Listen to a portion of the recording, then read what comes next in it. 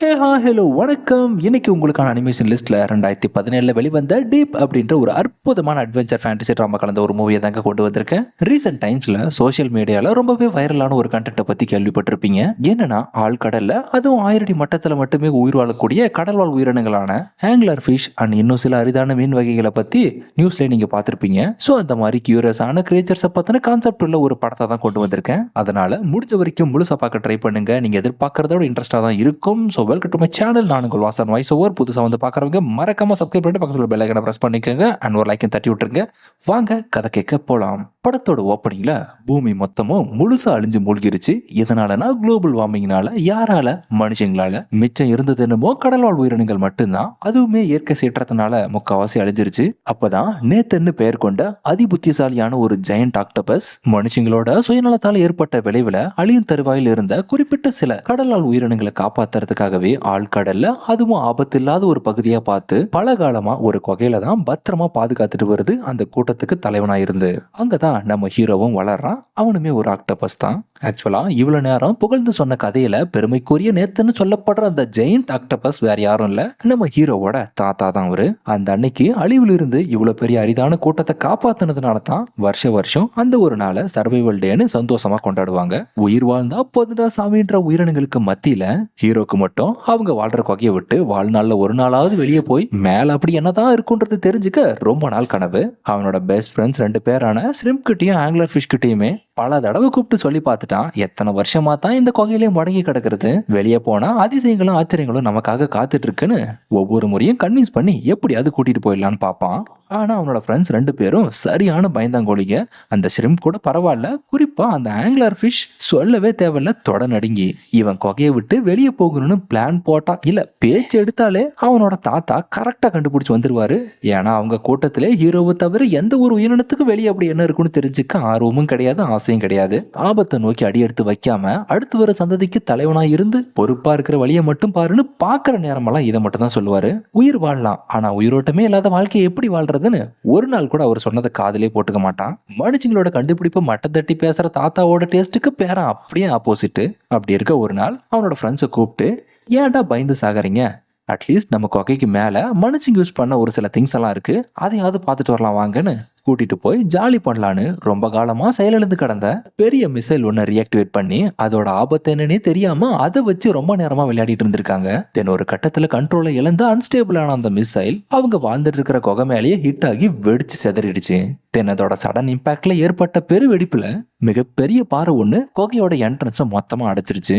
உள்ள மாட்டிட்டு இருக்கிற அத்தனை பேரும் தப்பிச்சு வரதுக்கான ஒரே வழி அதுதான். இதுல இன்னொரு மிகப்பெரிய பிரச்சனை என்னன்னா, வெடிச்சதுல கடல்களில் இருந்த தீக்குழம்பு எல்லாமே அவங்க உள்ள கொகை முழுசா சூழ்ந்துருச்சு. அடுத்து அவங்க தப்பிக்க இருக்க ஒரே வழி அந்த பெரிய பாறையை எடுத்தாதான் உண்டு. ஆனா முயற்சி பண்ணி பார்த்து யாராலையும் முடியல. நடந்த எல்லாத்துக்கும் காரணம் ஹீரோ தானு தாத்தா கிட்ட எடுத்து சொல்லி, அடுத்து உங்களை காப்பாத்து ஏதாவது வழி இருந்தா சொல்லுங்க, கண்டிப்பா நான் அதை செய்யறேன்னு மன்னிப்பு கேட்டு அடுத்து என்ன பண்றதுன்னு கேட்டப்பதான் அவனோட தாத்தாவுக்கு ரொம்ப காலத்துக்கு முன்னாடி ஒரு திமிங்கலம் ஃப்ரெண்டா இருந்திருக்கு. அதை கண்டுபிடிச்சு எப்படியாவது கூட்டிட்டு வந்துட்டாலே போதும், பாறையை எடுத்துட்டு உள்ளக்கிறவங்கள ஈஸியா காப்பாத்திரலான்ற மாதிரி சொன்னதை கேட்டதும் நேரம் ரொம்பவே குறைவா இருக்குன்னு ஹீரோவும் அவனோட ஃப்ரெண்ட்ஸும் சேர்ந்து ஆபத்துல மாட்டிட்டு இருக்கிற தன்னோட சக இனத்தை காப்பாத்துறதுக்காக தாத்தாவோட நண்பனான திமிங்கலத்தை தேடி ஆழ்கடல்ல இருந்து தன்னோட பயணத்தை ஆரம்பிக்கிறான். பிறந்து வளர்ந்ததுல இருந்து அந்த சின்ன கொகைக்குள்ளேயே இருந்ததுனால வெளியே அப்படி என்னதான் இருக்கும்னு தெரிஞ்சுக்க ஆசைப்பட்ட மாதிரியே அட்லீஸ்ட் அசம்பாவது நடந்தாவது வாய்ப்பு கிடைச்சிருச்சு. ஆனா அந்த திமிங்கலத்தை கண்டுபிடிக்க எங்க போகணும் எப்படி போகணும்னு அவனுக்கும் தெரியல, அவன் கூட இருக்கிற ஃப்ரெண்ட்ஸுக்கும் தெரியல. ஒரு தோராயமா தான் போயிட்டு இருந்தாங்க. அப்பதான் ஆழ்கடல்ல மூழ்கி போன டைட்டானிக் ஷிப்பை பார்த்ததும் கண்டிப்பா நமக்கு உதவி பண்றதுக்குன்னே அதுக்குள்ள யாராவது இருப்பாங்கன்னு வந்து தேடி பாக்குறாங்க. அதுக்கு தகுந்த மாதிரியே ஒரே ஒரு ஜாம்பி ஆக்டோபஸ் மட்டும் அங்க இருந்திருக்கு. இவங்க போக வேண்டிய இடமான மனுஷங்களோட மூழ்கப்பட்ட நகரம் எங்க இருக்குன்னு அதுக்கு நல்லாவே தெரியும் போல. ஆனா அது ஆரம்பத்துல இவங்களுக்கு சொல்ல மறுத்துருச்சு. காரணம், அது ஒரு மோசமான டான்ஸ் பைத்தியம். உலகம் அழியறதுக்கு முன்னாடி மனுஷங்களை என்டர்டெயின் பண்றதுக்காக கண்ணாடி பெட்டிக்குள்ள பார்வையாளர்களை கவர்ற கதாநாயகியா இருந்திருக்கு. ஸோ அத்தனை வருஷத்துக்கு அப்புறம் புதுசா வாலண்டியரா வந்து மாட்டினது யாருன்னா நம்ம ஆளுங்க தான். ஸோ என்னோட டான்ஸை ஒரு டைம் விரும்பி பார்த்தீங்கன்னா நீங்க கேட்ட மாதிரி அட்ரஸை சொல்லிடுறேன்னு சொல்லிட்டு நல்லா நம்ப வச்சு ஏமாத்த பார்த்துருச்சு. இல்ல நான் அட்ரஸை சொல்லிட்டுனா நீங்க அப்புறம் கிளம்பிடுவீங்க, அப்புறம் என்னோட டான்ஸ் ஷோவை பார்க்க உங்களை விட்டா ஆடியன்ஸ் யாருமே இருக்க மாட்டாங்கன்னு போக போக ரகடா பேச ஆரம்பிச்சிருச்சு. ஓ நீ அப்படி வரைய வலிக்குன்னு அப்பவே ஹீரோ லைட்டா சோதனமானதுனால கொஞ்சம் ட்ரிக்கியா கன்ஃபியூஸ் பண்ணி கொஸ்டின் ரைஸ் பண்ணதும் அது வாயாலேயே எங்க போகணுன்ற உண்மையை வாய் தவறி மொத்தத்தையும் ஒளறி கொட்டிருச்சு. அப்புறம் இதாண்டா வாய்ப்புன்னு உன் டான்ஸுக்கு ஒரு கும்பிடு தாயேன்னு இவங்க ஏமாத்திட்டு போறாங்கன்னு அதுக்கு தெரிஞ்ச உடனே முடிஞ்ச அளவுக்கு முழு முயற்சியை போட்டு அதுகிட்ட இருந்து தப்பிச்சு கப்பல்ல இருந்து வெளியே சேஃபா வந்துட்டாங்க. அப்புறம் ஆழ்கடல் பயணத்தோட அடுத்த கொஞ்சம் தூரத்திலே நம்ம ஹீரோ மட்டும் தவறுதலா ஒரு ஹீல் ஃபிஷ் கிட்ட வசமா மாட்டிக்கிறான். அது இவனை புடிச்சு சாப்பிட ட்ரை பண்ணும்போது கூட ஃப்ரெண்ட்ஸ் இருக்காங்களேன்னு காப்பாத்த வருவாங்கன்னு கத்தி கூப்பிட்டான். ஆனா அதுங்க ரெண்டு என்னடானா அடுத்து எப்படி நம்மளதான் புடிச்சு சாப்பிட்டுருமோன்னு பயந்து 10 அடி தூரத்துல போய் ஒளிஞ்சுக்கிச்சிங்க. இது தெரியாத ஹீரோ, நீ என்ன சாப்பிடுறது மட்டும் என் ஃப்ரெண்ட்ஸுக்கு தெரிஞ்சது உன்னை சும்மா உயிரோட விட்டுருவானுங்களான்னு டைலாக் விட்ட செகண்ட்ல சடனா இவனை எதுவுமே பண்ணல. அவனுக்கு ஃப்ரெண்ட்ஸ் இருக்காங்களான்னு கேட்டு ஓரமா போய் அது பாட்டுக்கு அழுக ஆரம்பிச்சிருச்சு. நீங்க நினைக்கிற மாதிரி அவன் கொடுத்த பில்டப்புக்கு பயந்தெல்லாம் கிடையாது. கடலோட இயற்கை சீற்றத்தினால அழிஞ்சு போன அதோட எண்ணத்துல மிஞ்சிருக்கிறது இது மட்டும்தான். ஸோ பல காலமா தனியாவே வாழ்ந்து வந்ததுனால அதுக்குன்னு ஃப்ரெண்ட்ஸ்னு சொல்லிக்க யாருமே இல்லை. திடீர்னு ஹீரோ ஃப்ரெண்ட்ஸை பத்தி சொன்னதுமே அதுக்கு சென்டிமெண்டா ஃபீல் ஆயிடுச்சு போல. உடல் அளவுக்கு அதுக்கு பயங்கரமான பசி, பல நாள் பட்னியா இருந்ததுனால. அதனால ஹீரோவை பிடிச்சி சாப்பிட நினைச்சதுல இருந்து கொஞ்ச நேரத்துக்கு டபுள் மைண்டோட தான் இருந்திருக்கு. சென்டிமெண்டெல்லாம் எதுக்கு சிக்கு சேனு சீறி பாஞ்சிடலாமான்னு. இருந்தாலும் அதோட லைஃப்ல ஃப்ரெண்ட்ஸ்னு கிடைக்கிறதுக்கான வாய்ப்பு இப்பதான் அமைஞ்சதுனால தனக்குள்ள இருக்கிற வேட்டையாடுற அக்ரெசிவ்னஸ் அடமெண்ட் எல்லாம் கண்ட்ரோல் பண்ணிக்கிட்டு ஃபர்ஸ்ட் ஆஃப் ஆல் ஹீரோவை சாப்பிட பார்த்ததுக்கு சாரி கேட்டதுக்கு அப்புறம் உங்களோட ஃப்ரெண்ட்ஷிப்ல என்னையும் ஒரு ஆளா சேர்த்திக்கோங்கன்னு ரொம்ப ரெக்வஸ்ட் பண்ணி கேட்குது.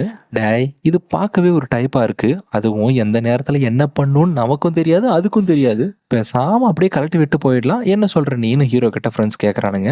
என்னதான் இவனை பிடிச்சி தின்ன பார்த்த பிரெடேட்டரா இருந்தாலும் அதோட வாழ்க்கையிலயும் ஒரு கசப்பான பகுதி இருந்ததுனால தான் அது அந்த மாதிரி மாறி இருக்குன்னு அப்படியே விட்டு போக மனசு இல்லாம போற வழியில இதை விட ஆபத்தான கிரியேச்சர்ஸ் கிட்ட இருந்து காப்பாத்துறதுக்கு கண்டிப்பா இது நமக்கு உதவியா தான் இருக்கும். இதனால நமக்கு ஒன்றும் பாதிப்பு வரப்போறது இல்லைன்னு உன்னை எங்களோட கேங்ல ஃப்ரெண்டா சேர்த்திக்கிட்டோம், நீ தாராளமா எங்க கூட வரலான்ட்டு இதுவரை 3 பேரா இருந்தவங்க 4 பேரா சேர்ந்து அங்க இருந்து அவங்களோட பயணத்தை தொடங்குறாங்க. தென் நெடு தூரத்துக்கு பின்னாடி நைட் ஆயிடுச்சுன்னு ஒரு இடத்துல ஓய்வு எடுக்கிறாங்க.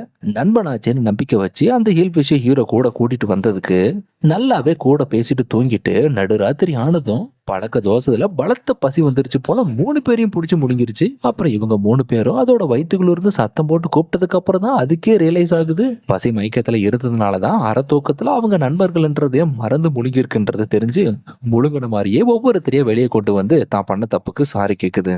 அப்புறம் ஹீரோவுமே அதை பெருசா கண்டுக்கல. இருந்தாலும் நீ இன்னொரு டைம் இந்த மாதிரி பண்ணாம இருக்கிறது எங்களுக்கு சேஃப்னு ஒரு வார்னிங்கை கொடுத்து ரெஸ்ட் எடுத்ததெல்லாம் போதும், நம்ம வேலையை பார்க்கலான்னு அங்க இருந்து கிளம்புறாங்க. அடுத்து ஒரு கட்டத்துல வழி மாறி ஆரம்பத்துல எப்படி ஒரு ஜாம்பி ஆக்டோபஸ் கிட்ட 3 பேரும் மாட்டினாங்களோ சேம் இப்போ 4 பேரா சேர்ந்து வசமா ஒரு நண்டு இனத்துக்கிட்ட மாட்டிக்கிறாங்க. அடுத்துல முக்கியமான விஷயம் என்னன்னா இதுங்களை கடந்து போனாதான் மனுஷங்களோட மூழ்கப்பட்ட நகரத்தையே கண்டுபிடிக்க முடியும். அப்படி இருக்க இவங்க எதுக்காக வந்திருக்காங்க எங்க போறாங்கன்ற விஷயத்த சொல்லி வழிவிடுங்கன்னு கேட்டப்போ அந்த நண்டு இனத்தோட ராஜாவுக்கு பிடிச்ச மாதிரி கதை சொல்லி திருப்திப்படுத்தினா மட்டும்தான் அதுங்களோட இடத்துல இருந்து இவங்களை பாதுகாப்பா அனுப்பி வைக்கிறோன்னுதுங்க. எல்லா இடத்துலயும் சரி நேரத்துலயும் சரி ஹீரோ தான் முன்ன இருந்து என்ன பண்ணணும்ன்றத சொல்லுவான். ஆனா இந்த முறை அவனோட டேர்ன் இல்ல போல. கதை சொல்லி பார்த்தா அதுக்கு சுத்தமா பிடிக்கல, செம காண்டாயிடுச்சு. அப்புறம் அந்த ஷ்ரிம்ப் தான் சைஸுக்கு சம்பந்தமே இல்ல சரா மாதிரியா பாட்டு பாடி கதை சொல்லி டான்ஸ் ஆடினதும் அசந்து போயிடுச்சு அந்த நண்டு கூட்டமே. அப்புறம் இவங்க போக வேண்டிய இடத்துக்கான திசையை வழிகாட்டினது மட்டும் இல்லாம வழியில என்ன மாதிரியான ஆபத்து வரும்ன்றத முன்கூட்டியே தெரிவிக்குதுங்க. குறிப்பா கடைசியில அழுத்தமாவே ஒரு விஷயத்த சொல்லி அனுப்புது. ஒரு ஸ்மைலி சிம்பிள் மாதிரி ஒண்ணு இருக்கும், அங்க போகும்போது மட்டும் கொஞ்சம் சூதானமா போங்கன்னு. ஆனா நம்ம ஆளுங்க அந்த தொலைங்கிக்கிட்டு இருந்து தப்பிச்சதே பெரிய விஷயம்டான்னு கடைசியில் அதுங்க சொன்னதை கண்டுக்கவே இல்லை. அப்புறம் எதிர்பார்த்த மாதிரியே மனுஷங்களோட மூழ்கப்பட்ட நகரத்துக்குள்ள வந்ததுக்கு அப்புறம் தான் ஆபத்துமே பக்கத்திலே பாய் போட்டு படுத்திருந்திருக்கு. இவங்க இனிஷியலா கண்டுக்கல. ஆனா கூட இருந்த அந்த ஷ்ரிம்ப் ஃப்ரெண்டு அந்த நண்டு சொன்னதை அறகுறையா கேட்டு இருந்திருக்கு போல. எப்பா நம்ம வழி மாறி வந்துட்டோம்னு நினைக்கிறேன், அந்த நண்டு இனத்தோட தலைவன் சொல்லிதான்ப்பா அனுப்பிச்சு ஸ்மைலி சிம்பிள் பார்த்ததும் அங்க போகாதீங்க ஆபத்து இருக்கும்னு. சோ நம்ம திரும்பி போறதுதான் நம்ம எல்லாருக்குமே நல்லது. கூட இருக்கிற நண்பர்கள் அத்தனை பேரும் அழுத்தமா சொல்லியுமே ஹீரோ அவங்களோட ஒருத்தர் முடிவுமே கொஞ்சம் கூட கன்சிடர் பண்ணல. அடுத்த நொடி ஆபத்து ஜாம்பி ஃபிஷ் உருவத்துல கூட்டம் கூட்டமா சேர்ந்து இவங்க எல்லாரையும் கொதறி சாப்பிட வந்துட்டு இருக்குங்க. உலகம் அழியறதுக்கு முன்னாடி முழுக்க முழுக்க அந்த இடமே ஒரு கெமிக்கல் ஃபேக்டரியா இருந்திருக்கு போல. ஆஃப்டர் பூமியோட பேரழிவுக்கு பின்னாடிதான் சாதாரண மீனா இருந்ததுங்க. அந்த கெமிக்கல் வேஸ்டோட பாதிப்புனாலதான் ராட்சத ஜாம்பி ஃபிஷ்ஷா மாறி அவங்கள கொல்ல பாக்குதுங்க. ஜஸ்ட் மிஸ் நூல் இலையில தான் அதுக்கு கிட்டது தப்பிக்கிறாங்க. தென் கட் பண்ணா எதுக்கு இருந்த ஒரு பெரிய நீர்ச்சுழல்ல மாட்டினதுனால அது இவங்களை கொண்டு போய் ஆழ்கடல்ல இருந்து வேற ஒரு பகுதியோட மேல்மட்டத்துல கொண்டு வந்து விட்டுருச்சு. அது ஒரு ஆர்டிக் பகுதியை சேர்ந்த இடம். அங்க ஒரு பெண்குயின், அப்புறம் ஒரு கடல் சிங்கம், கூட ஒரு டால்பினுமே இருக்கு. இவங்க வழிமாறி வந்ததை பார்த்து வாலண்டியராகவே வந்து இவங்களுக்கு உதவி பண்றதா சொல்லுது. நீங்க எங்க போகணும் சொல்லுங்க, எங்களால முடிஞ்சா உதவி பண்றேன்னுங்க. இந்த மாதிரி நேத்தன்னு ஒரு திமிங்கலத்தை தேடிதான் வந்திருக்கோம், எங்களோட இனம் ஆபத்துல இருக்கு, அதை வச்சுதான் நாங்க காப்பாற்ற முடியும், உங்களுக்கு ஏதாவது அது இருக்கிற இடம் தெரியுமான்னு கேட்குறாங்க. ஆக்சுவலாக அந்த பெண்குயினுக்கு நேத்தனை பற்றி முன்னாடியே தெரிஞ்சிருக்கும் போல, ஆனால் அது டக்குன்னு மறைச்சிருச்சு ஏதோ ஒரு காரணத்தினால. இருந்தாலும் ஒன்றும் பிரச்சனை இல்லை, நாங்கள் உங்களுக்கு உதவி பண்ணுறோம், எங்களோட ஷிப் அங்கே தான் போயிட்டு இருக்கு, போகிற வழியில் அவர் இருந்தால் கண்டுபிடிச்சி உங்களை அனுப்பிச்சி வைக்கிறோம் அப்படின்ற மாதிரி சொல்லி கூட்டிகிட்டு போகுதுங்க. அதாவது இந்த பெண்குயின், கடல் சிங்கம், டால்ஃபின் இந்த மூணுமே பூமியோட பேரழிவுலேருந்து தப்பிச்ச ரொம்பவும் அதிபுத்திசாலியான கடல்வாழ் உயிரினங்களாம். அதனால தான் மனுஷங்களுக்கு உலகம் அழிய போகுதுன்னு தெரிஞ்ச உடனே பூமி மாதிரியே இருக்க உணவுக்கும் தண்ணிக்கும் பஞ்சமில்லாத ஒரு கிரகத்தை கண்டுபிடிச்சதுக்கு அப்புறம் அந்த கிரகத்துக்கு தப்பிச்சு தஞ்சம் புகறதுக்காக மொத்தமா 3 பெரிய பிரம்மாண்டமான ஷிப் உருவாக்குனாங்க. அதுல முதலாவதா ஆர்க்-1 சொல்லப்படுற ஷிப் மனுஷங்களை ஏத்தி கொண்டு போறது. தென் ரெண்டாவது நிலத்துக்கு மேல உள்ள விலங்குகளை கொண்டு போறதுக்காக உருவாக்கப்பட்டது. தென் கடைசி ஒண்ணுதான் ஆர்க்-3 கடல்வாழ் உயிரினங்களை கொண்டு போறதுக்காக உருவாக்கப்பட்டது.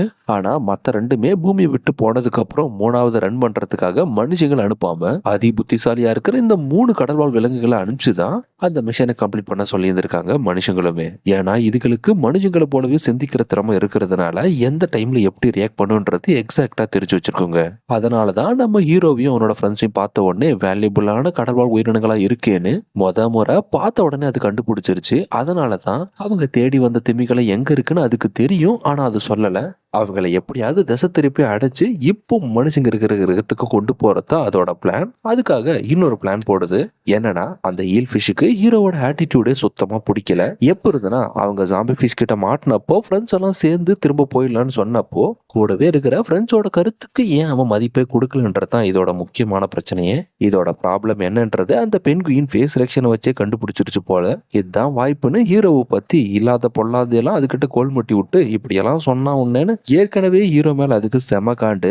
மேலும் இது சொன்னதுனால முடிவே பண்ணிருச்சு இனி அவனோட ஃப்ரெண்ட்ஷிப்பே வேணான்னு. அதுக்காக அந்த பெண்குயினோட பேச்சை கேட்டு அது சொன்ன மாதிரியே ஹீரோவையும் அவனோட ஃப்ரெண்ட்ஸையும் நம்ப வச்சு கூட்டிட்டு போய் ஒரு இடத்துல வசமா மாட்டி விட்டு க்ளோஸ் பண்ணி விட்டுருச்சு. அப்புறம் அவனுங்களுமே ஃப்ரெண்டுன்னு நம்பி தவறுதெல்லாம் மாட்டிக்கிட்டானுங்க அதோட பிளான்ல.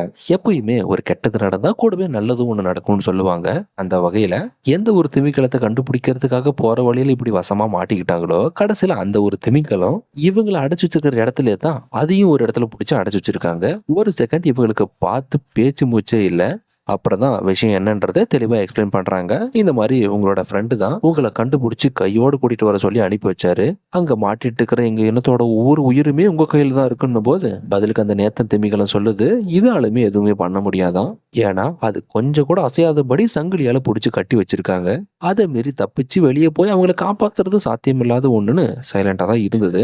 அப்புறம் ஹீரோவோட தாத்தா இதுக்கு செஞ்ச நன்மைகளை பத்தி நினைச்சு பார்த்ததும் எனிவேஸ் என்ன கஷ்டம் வந்தாலும் பரவாயில்ல உங்களுக்கு காப்பாத்த நான் ரெடியா இருக்குன்னு அதுல இருந்து தப்பிக்கிறதுக்காக சங்கிலியை பிடிச்சி இழுக்க பாக்குது. உடனே இந்த விஷயத்த தெரிஞ்சுக்கிட்ட அந்த பெண்குயின் என்ன பண்ணுது, அந்த திமிங்கலத்தை தப்பிக்க விடாம பண்றதுக்காக அதோட மெஷினை யூஸ் பண்ணி ஃப்ரீஸ் பண்ண பாக்குது. அப்பதான் முறையா அந்த ஆங்கிலர் ஃபிஷோட டர்ன் இங்க ஸ்டார்ட் ஆகுது. ஆரம்பத்துல இருந்து ஹீரோவோட ஒவ்வொரு ஃப்ரெண்ட்ஸும் அவங்கவுங்க பங்குக்கு ஏதோ ஒண்ணு செஞ்சுட்டாங்க. ஆனா அந்த ஆங்கிலர் ஃபிஷ் மட்டும் எதுவுமே செஞ்சதில்லை. ஸோ கடைசியா ஒரு வாய்ப்பு கிடைச்சதுன்னு இத்தனை வருஷமா தொடர்ந்து கடந்தது.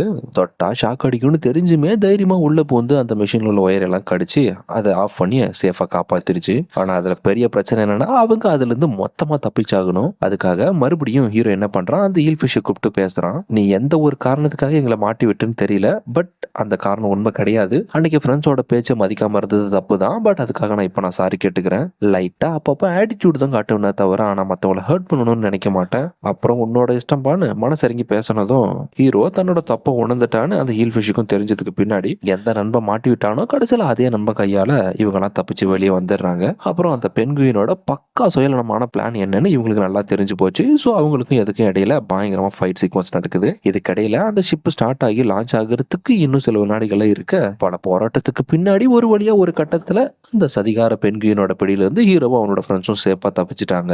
அப்புறம் அந்த நேத்தன்னு சொல்லப்படுற திமிகளும் டேக் ஆஃப் ஆகி கொஞ்ச நேரத்துக்கு பின்னாடி தான் அதுவும் தப்பிச்சு கடல்ல குதிச்சு தன்னை காப்பாத்திக்குச்சு.